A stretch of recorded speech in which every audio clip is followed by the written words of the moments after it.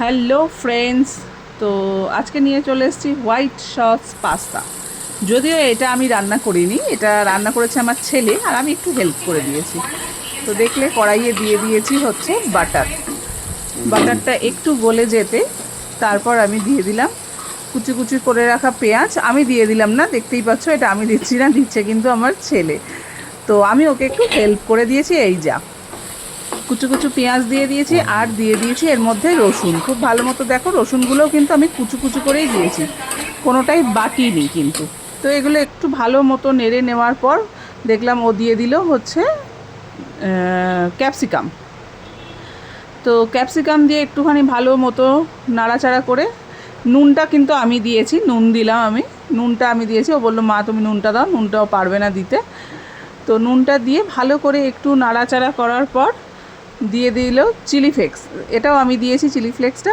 আইডিয়াটা ওর, সব ইয়েটাই ওর, কিন্তু দিয়েছি আমি। এই পরিমাণগুলো বুঝতে পারবে না বলে এইগুলো আমি দিয়ে দিয়েছি। তো চিলি ফ্লেক্স দিল আর এইটা দিয়ে দেওয়া হচ্ছে গোলমরিচের গুঁড়ো একটু। তো খুব ভালোভাবে এই জিনিসটাকে এবার নেড়ে নেবো। নেড়ে নিয়ে এবার দিয়ে দেখো, দেখতেই পাচ্ছ এবার ও দিয়ে দিচ্ছে হচ্ছে পাস্তাটা, যেটা আমি সেদ্ধ করে জলটা ঝরিয়ে রেখেছিলাম। তো পাস্তাটা এবার দিয়ে দিল, দিয়ে এবারও ভালো করে এটাকে নেড়ে চেড়ে একদম সব মশলাগুলো ওর সাথে মিশিয়ে নিচ্ছে।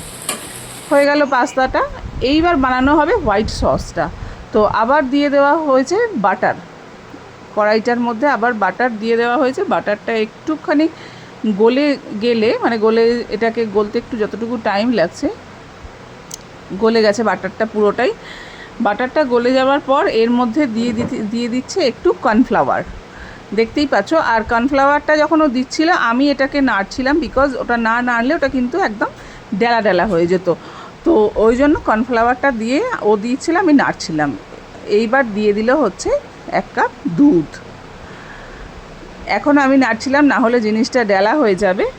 দুধ দেওয়ার পর নাড়তে নাড়তে এটা একটা থিকনেস এলো। এবার ও দিয়ে দিচ্ছে একটু গোলমরিচ দিয়েছে আর দিয়েছে একটু চিলি ফ্লেক্স। চিলি ফ্লেক্সটা একটু বেশি দিয়ে ফেলেছে, অত বোঝে না অতটা পরিমাণ। আর অল্প একটু লবণ দিয়ে ভালো করে নাড়ার পর এর মধ্যে দিয়ে দেওয়া হয়েছে চিজ।